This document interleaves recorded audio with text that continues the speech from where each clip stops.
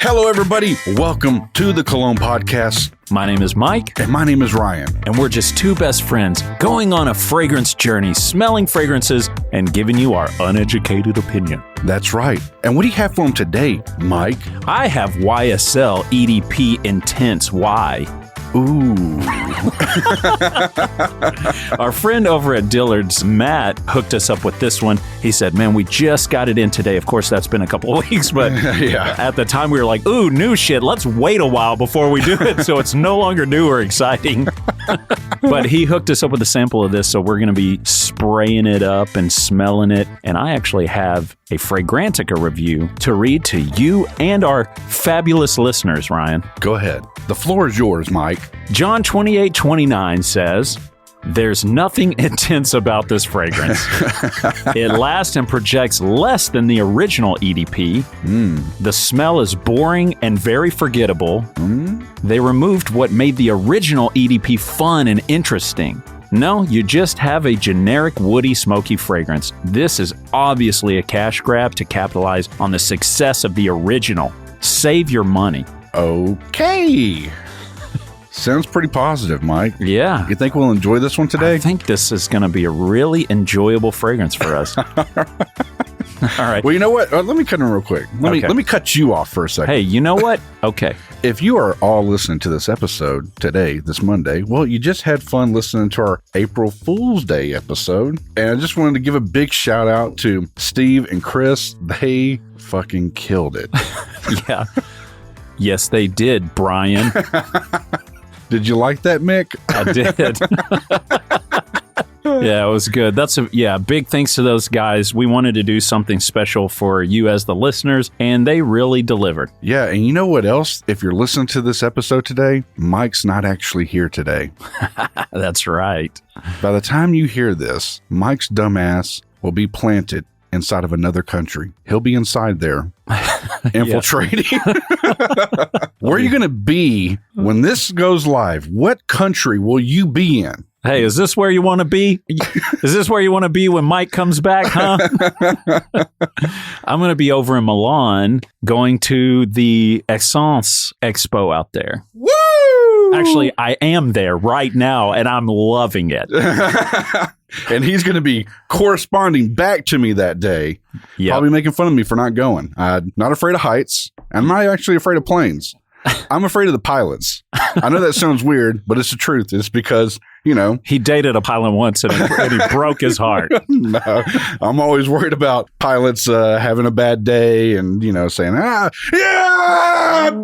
Just fucking tuck it in. Hey, good luck on your trip, by the way. Yeah. Well, I'm already here, Ryan, and I'm already loving it. So, yeah, I thought that was some big news. We'll share it with you guys, obviously, maybe a little bit before you leave. But if you're just now listening, Mike's in Milan, Italy, going to the biggest fragrance convention that's the biggest in the world. Yeah, that's a big deal. And we want to thank Mo from Kajal for kind of opening up all the doors for me to be able to do that. Yes. That's such a big thank you. Again, they love the podcast and they've been encouraging us along the way. And God, we can't say thank you enough. Yeah, so big shout out. And with all that being said, now let's get into our one night stand review of Faris by Kajal. Hit the music, Todd. Yeah. One night stand review. Well, Ryan, after waking up in those beautifully retro yet masculine modern sheets, are you still as in love with Faris as you've always been? Yes. Dude, it is a great scent. In fact, when we came in here, I'm going, oh, we get to do our one night stand review. And I'm already like opening the bottle and smelling it again. It's a great fragrance. It's so clean. I guess clean, a little sporty now that I'm kind of thinking about it harder. I just fucking love it, man. It's a badass. Sporty. Yeah. That's like as close as you'll ever get to sporty. Probably. As spraying it on your body. It's just a badass fucking fragrance. It seriously is. Yeah. We both said it's a buy for us. And that's not changing for me. No, it's not. Like, since we've sprayed it on the episode, I've worn it a few more times, and I love it. Ryan doesn't know this, but occasionally whenever I come up to the studio, I'll go ahead and get long, deep pulls on this Faris bottle. Yeah, Mike doesn't know this, but I get long, deep pulls on a lot of decants. Yeah, I do know that. Well, before we actually get into the scent of the day, our buddy Matt, who hooked us up with YSL EDP Intense Y, also, we told you in the last episode that we gave him a decant of Faris, and he's got his one-night stand review for us as well. Hit it up. This is not Matt. This is the AI-generated voice of Snoop D-O-double-G. I'm not allowed to endorse this podcast, but I can tell you what Matt texted Myke about the fragrance. He said, Faris is awesome. Bright citrus, fruit, and lavender start this off in a way that feels familiar, but not familiar enough to be a direct clone of anything I've smelled before. The best damn part of this fragrance, though, is the dry down. I don't normally spray the back of my hand, but I did yesterday and kept smelling it, trying to figure out if it was done developing or not. I got amber, enjoyable patchouli, words, and some very slight creaminess that helped the base not be too spicy. Decent performance, projection, and the sillage is enjoyable for those around me. I was told I smelled good quite a bit. I was in meetings from noon till around 9 p.m. and shook a lot of hands and hugged a lot of people. This smells like something I've wanted to smell before and is closer to my personal idea of what a spring-summer fragrance should be. In closing, it's a fresher fragrance with enough depth and weight in the dry down to hold my attention. Definitely worth picking up a bottle. Now enjoy the rest of the episode. Faux shizzle. Thank you, Matt. And now, on to the scent of the day, Ryan. YSL's YEDP Intense. Is that all the words? Is there not more to it? Sure, there's not another 5 words to attach to that? Yeah. Hit the music, Todd. Let's spray it up. I'll let you get first dibs. And while he's doing that, there's a owl fucking self-servicing itself outside going fucking nuts. It's pissing me off. I thought owls were supposed to be nocturnal animals, man. This motherfucker's all out here in the brightest part of the day. Mike was waiting for me to shut up so he could hear the sprays. Now he's shaking I'm Ryan, his head. and I'm going to narrate every single thing that's ever going to happen today.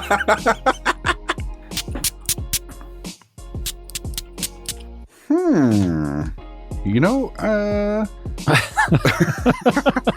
don't get a Woody vibe at all to me. No. Fucking John Smith 316's a fucking idiot. It's almost got that lipsticky, irisy type thing going on, just like subtly. Like just leaning to the left a little bit. Yeah, just a hair, maybe. Just the tiniest nose hair. It does, this is going to sound stupid because it's obviously a flanker, but I don't know if it smells like the other ones, but it does smell familiar, if that makes sense. Yeah, it does have the YSL Y vibe to it. So you do feel that? Yeah. Okay. But to me, it's a little bit more of a cleaner smell and less of like the sweeter sort of mass appealing to me. I mean, it still smells mass appealing. Yeah, but I agree. Why is it perplexing me right now? It's not that crazy. I think that's the reason. It's like all the flavors are stewed together, you know? It's like one flavor. You put the carrot in your mouth, it tastes like the same thing as the meat, as the broth, as the onions, as the celery. Yeah. It's all just kind of souped up. I don't necessarily hate it, though. No, I don't either. There isn't a lot going on. There's not a lot of like texture to it. Yeah. It's very flat. God, I'm just thinking of how we sound now versus how we sounded 200 episodes ago when we hadn't smelled anything and we weren't freaking bougie idiots. No, we're like, it doesn't have enough texture, Ryan. I mean, we're still not like big on like notes, you know, and shit like that, trying to break it down. If that's the line that makes us feel like we haven't sold out, then yeah. God, there's something about it. I think because it's more simple in the characteristic of it. Like with the niche fragrance, and we hit those like Faris, for example. Yeah. It has the things that we recognize about smell good scents that are out there in some of the designer fragrances, but then it adds to it. It's got something else going on. There's a little bit more attitude and energy behind it. This is like so safe, so clean. Yeah. Like a sweet clean. Again, I do not hate it. Like if somebody was wearing it, I'd be like, that's pretty good. Yeah, it smells good. It really does. To me, it does have like it has like a little bit of that sweet sauvage vibe. It's got a little bit of that irisy sort of Givenchy gentleman vibe. Just barely though, by the way. It's not like spicy or dark. It's really light.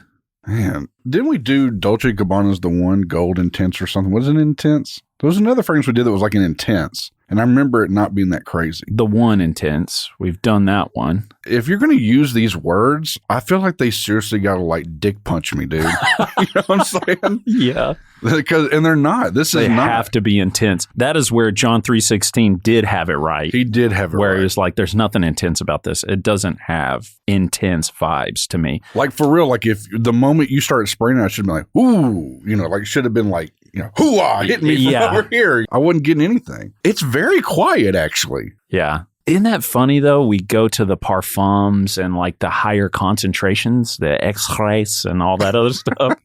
And then it ends up being more subtle. Not always, because there's some stuff you've worn or we've sampled, and it is like Bleu de Chanel. Is that how they made fun Bleu of de Chanel? Yeah.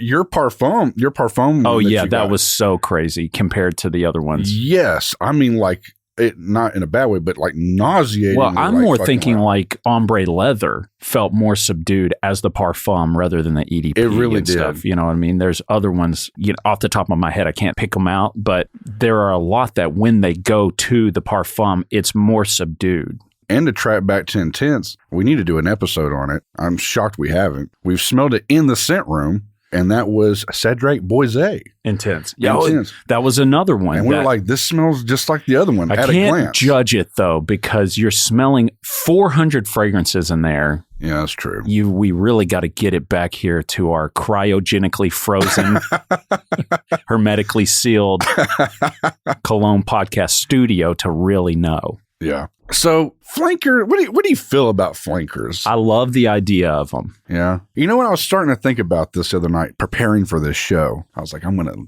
fucking land blast fucking Myke with this. Okay. I mean, nothing great. I'm not overhyping this. It's going to be the lamest topic ever. I hope it's like a longer sentence because I'm going to take a drink of water. Go ahead. Okay.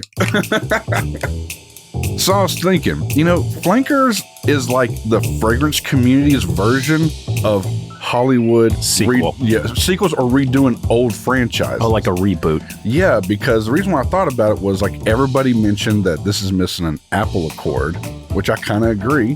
Oh, really? Yeah, it has like, it's missing a little bit of that Apple kind of bite at the top. And so it's like... Not on the card. I feel like it is on the, tester strip. Nod back to our buddy RXL 209, always making sure that we're grammatically correct. Yes. We miss you, buddy. And we love you.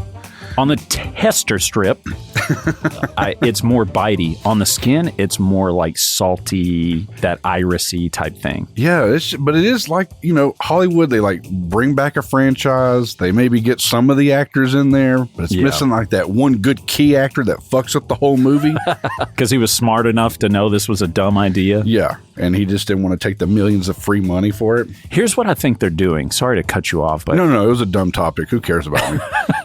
It wasn't that. I just mean I feel like this is along the same vein of it, is that what they're doing in the flankers is, you know us, we find a fragrance that we really like and then we go, I want other fragrances like this same one that I really like. Yeah. What else is out there that's in this line that I think that is going to be great, you know? So we go out, we find our fragrance we love, and then we look for other fragrances that are a lot like that. It's the same way with movies, video games, whatever. Yeah. You go, man, I really loved this experience. I want more experiences like this one. And they're just capitalizing on that, going, hey, we own the rights to it. Yeah. Let's just make the next version of it. Sometimes it's good. Sometimes it sucks. And you know what? Just like they do in Hollywood, when they make it, they're not going to be able to please everybody. Right. You're going to make somebody mad. And I feel like this doesn't hit anything for me. Like I have had Y before. I've owned that when it came out. I want to say the Eau de Parfum one. Yeah, I really liked that one. I don't think we did an episode on it, did we?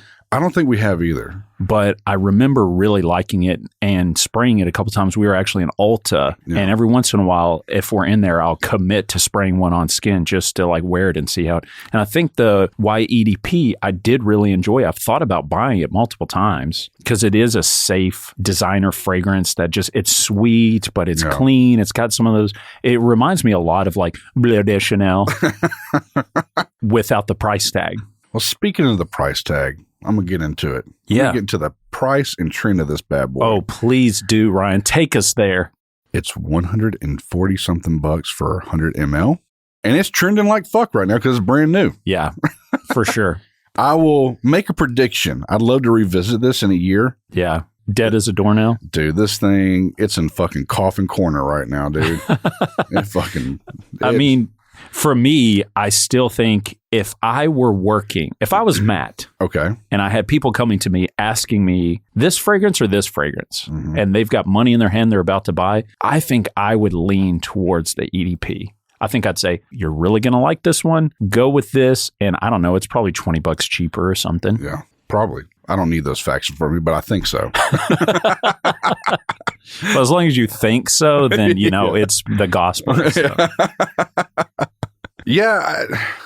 And the tester strip does smell good. I am not enjoying it on my skin whatsoever. I agree. I do like the tester strip better because it does have that kind of, and I don't know what the fragrance notes kind of do on my skin because sometimes I'm like, does this smell salty and weird to you? No, it does. Okay. Yeah. On my skin, it has like a salty, irisy vibe, but not the Dior Homme Parfum 2020 that I loved so much. Remember that one had that really cool iris that was like leathery and kind of salty. Yeah. I liked that, but I think because that one was a little darker, it wasn't as bright. This, because it's so bright up top and it's a clean smell, I'm really struggling with that iris vibe in it. I'd actually, do we have enough juice in there? Not to spray it again right now, but I'd be curious for you to wear that one day or vice versa. Yeah. And see what it's like. Because I'm kind of thinking, because right now the skin, it smells a little bitter or something to me, or a little sour almost. So I'm wondering if it technically is intense. You know, we've had fragrances where when you get really close to them, they almost disappear because they're so bright, if that makes sense. Yeah, I get you. So it's like, I wonder if I'd walk by wearing this, if you would have the fucking rock face, you know, fucking smelling what I'm cooking. And you're like, damn, that smells good. What the fuck is that? Yeah. Yeah, I mean, I will, or you can, either one. I think today is a waste for both of us. I'm about to go mow the yard, so, you know, it's going to be a waste to spray it today. But yeah, I think we should wear it out one day. They're safer fragrances, and what you spray on doesn't have to be super complex for people to like it around you. Yeah. There are times when it's like, I don't want something complex at all. That's normally whenever I'm leaning to spray like Molecule 01 or something on, because it's like, I just don't want to make some crazy statement. And, you know, I'd rather just smell good and I walk by somebody and they go, the guy smells good. Pretty good. Well, the perfumer behind this is one and only Dominique Ropian, which he's made a shitload of stuff. And you know what one I want to smell when I was researching this? I was like, it's his most popular fragrance on Fragrantica, which I would have never thought, is Mugler's Alien. Oh, yeah. That one does get a lot of love. Dude, I want to smell it now because it is fucking hype. But this motherfucker helped some of these fragrances I may mention, but it's like he either made them himself or made it with other perfumers. And one of them was La Nuit de l'Homme. He was the one that... Wow, I didn't know that. Yeah, with two other people, they made that fragrance. And I still stand by that fragrance. It's a badass fragrance. Yeah, I feel like anybody who likes fragrances, if you say the word cardamom, they're going to say... Yes, that one. La Nuit de l'Homme. Oh my God. I still don't know what a fucking cardamom is, dude. I don't know. We need to get, on the One Note shows, we need to bring that back and we need to get fucking cardamom. I got to know what it fucking smells like. Yeah, we actually have one in the vault right now, a vetiver that we did. Would you guys like to hear that? Yeah, should we put that back up? Should we get with Todd and say... He's such a busy man. Do work. You lazy piece of our best friend. Yeah, it's I think we're being too hard on this fragrance. I don't. Really? No. I mean, you can't have a name Intense. Like, for me, if you got the name Intense in it, it needs to take my breath away like that fucking homage we did on last season. I thought you were going to say like Berlin.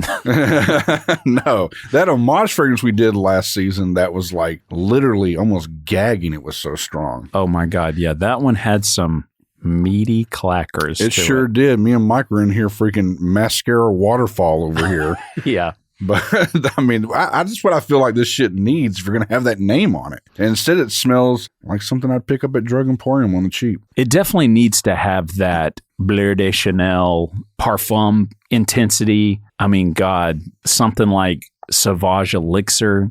That intensity that is intense. Insane. Yeah. That it's intense is what it is. That one was legitimately insane. And yeah, that's what I feel like this shit should have. You're going to have that name to it. But I digress. Mike, who the hell is wearing this? I think men 28 to 38. Yeah, think so. That's about it. Yeah. It's like the safest answer you can give. I think he's married. Yeah. I think he's been at his job, 5+ years. Does he have a 401k? At this point, who does?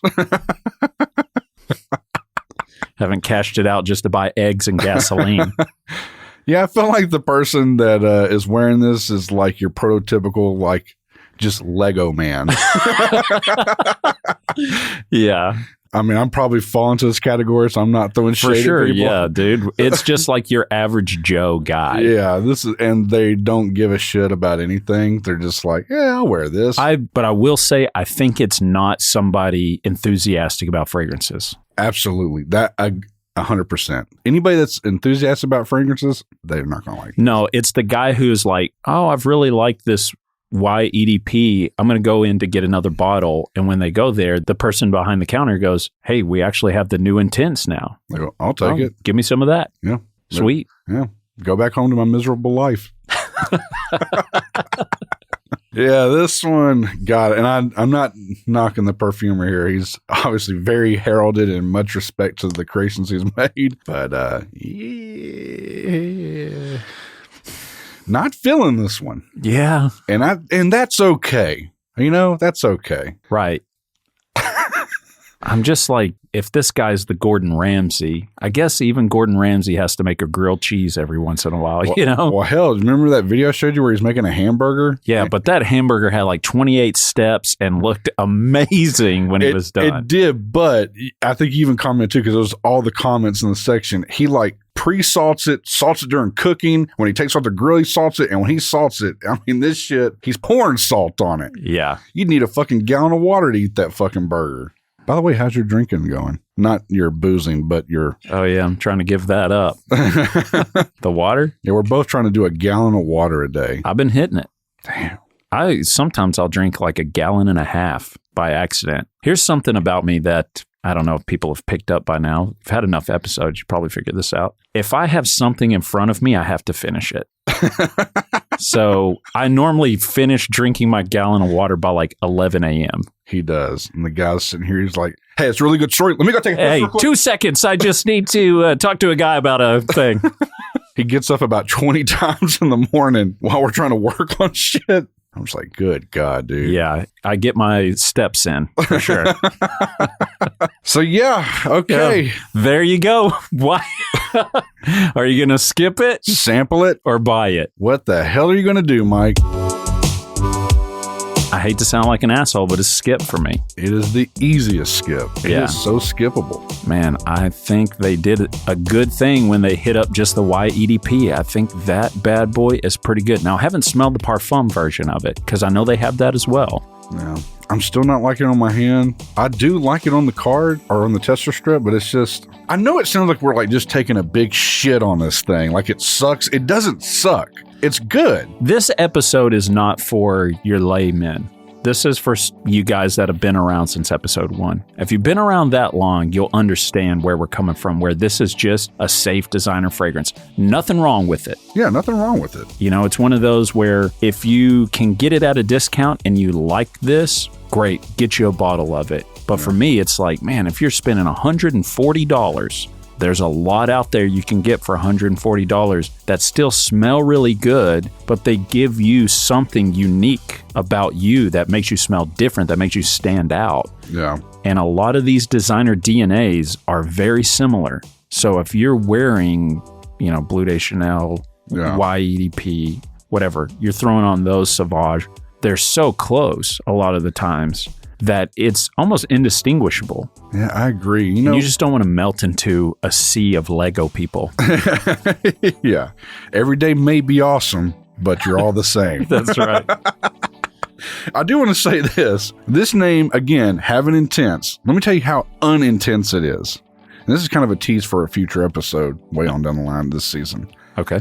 But there is a fragrance 5 feet from me right now that has the cap on it, is in a box. Oh, yeah. And I can smell that right now over this. That's true. It's very true. We have not sprayed it today. It's just sitting in We haven't sprayed it in weeks. And it's seriously, I can smell that motherfucker right now 5 feet away. And it's in the goddamn box. Yeah. That's intense. It's a good one. God, I feel like that would be a great tease for a next episode, but it's not the next episode that we're going to do.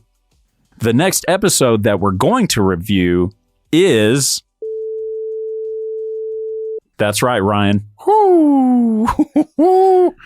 This is a little bit compared to... Yes, it is. Okay. That's right. Only it's the X-ray version. And it might be more intense than the fragrance that we've smelled today with the moniker Intense. Oh, God. I'm having some Wayne's World. Was that 1 or 2 where they do the order? I think it's 1, isn't it? Where it's like cutting out. Yeah, and the guy reads his thing. Yeah, okay. So you wanted the 2 jelly donuts with the... And I'll have nut. Well, before we get out of here, I wanted to read an Apple Podcast review that we got from a friend of the podcast, and he comes with benefits. That's right. Because he's a Patreon. If you haven't been to patreon.com/Cologne podcast, that's the route we're going. We have 2 tiers right now, a simple one and one that comes with benefits, little extras. Hey, let's not call it simple. We've got the normal friends of the podcast. Then we have our friends with benefits. Mm-hmm. And Mr. Sergeant Butt Cheeks. That's right. Is a friends with benefit. Yeah, and he wrote a really good review on Apple Review. And by the way, if you guys want to help out, you can do the same or go to any of your podcast platforms and give us a 5-star review. But he wrote... Sergeant Buttcheeks wrote on March 12, 2023, I'm addicted to this show. I'm a Cologne addict who loves to listen to podcasts on my daily commute and downtime. For some reason, I had never even searched for Cologne podcasts until 3 days ago. Fortunately, I found the Cologne podcast right away. Myke and Ryan sound just like my buddies, and I talking about and comparing our colognes. They are knowledgeable and funny in each episode. I'm binging and on episode 12 already. They are getting better and more comfortable, and it's a really fun listen. Keep spraying it up, boys. Your work is appreciated. The Cologne Man on Instagram. Ooh, baby. Man, hey, seriously, this guy has reached out and he's supported the show. He's wrote a review. He's a patron. We seriously appreciate you and all you other friends of the podcast as well. Yeah, don't give up on us, Sergeant Buttcheeks. Get to about episode 50, 60, then we finally kind of find the groove and we're kind of in there. God, I'm telling you, we get messages all the time where people are, I know this may be long-winded, but fuck it. I'm appreciating the friends of the podcast here. Do it. I can't believe, we've done over 200 some odd episodes. Yeah. But I cannot tell you guys how many times we get people that write us. I'm like, I just binged it for 2 weeks. I finished all your episodes. I'm like, fuck. Yeah. Well, I mean, the episodes are like 25 minutes long, so. Still, though, that's a fucking lot of time, like, dedicated to listening to me and you shellac about dumb stuff. That is true. That's like an overdose of Myke and Ryan. So, God forbid something happens out there and we burn somebody's cerebral cortex. No shit. So, thank you, guys. We really appreciate you. And until next time, spray it up, y'all.